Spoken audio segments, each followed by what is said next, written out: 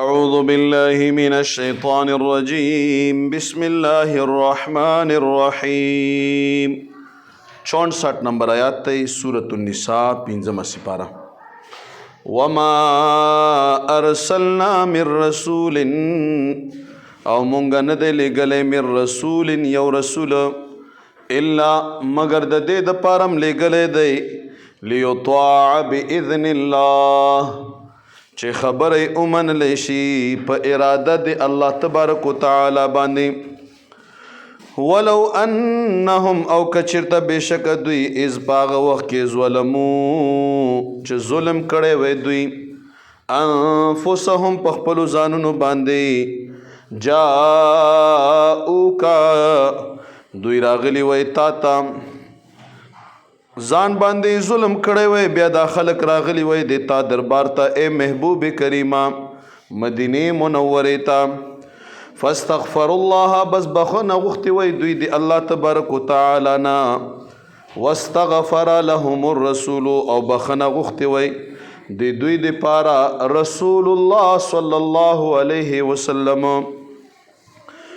نتیجه به دا وی د الله د رسول په مغفرت کې دومره لوی کمال دی لوجد الله خامخا دوی به موندلی وی الله تبارک وتعالی تواب الرحیم ډیر توبه قبلونکی ډیر رحم کونکی دا د مدینه منورې کمال دی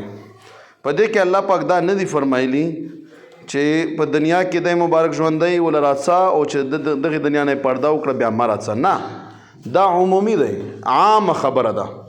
په دې کې هیڅ هم تخصیص نه دی کړی ننم چې ته لاړ شي او د رسول الله صلی الله علیه وسلم په دربار کې خپله مغفرت وغواړي او نبی علیه السلام مبارک ته وفرمایي چې ما دپاره بخښنه وغواړه الله فرمایي خامخا دوی به الله بیاموزي ښه توبه قبلونکی ښه رحم کوونکی نو دا د مدینې منورې برکت دی مدینه منوره هغه عظیم ځای چې رسول الله صلی الله علیه وسلم مبارک فرمایي چا چې زما قبر زیارت وکړو د لپاره ما شفاعت واجب شو نو مکه معظمه مدینه منوره اسلام مرکزونه وي ډېر خلک مدینه منورې ته په کم نظر باندې ګوري حالانکه مدینه منوره د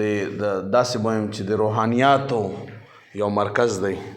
او د ده مبارک د خاطره مونږ کلمه وویله او د ده مبارک په دعوت باندې او په محنت باندې مونږ په صحیح لیاره لاړو کنه مونږ نه تکړه خلک شته هغه په ګډ وډو باندې سر دي مدینه منورې خوره چې د سترګو رانجه چاته ملو شي په کار ده چې دی د خپل ځان خوش قسمتي وګڼي الله تعالی موږ تاسو بار د دې زیارت نصیب کړي صدق الله العظیم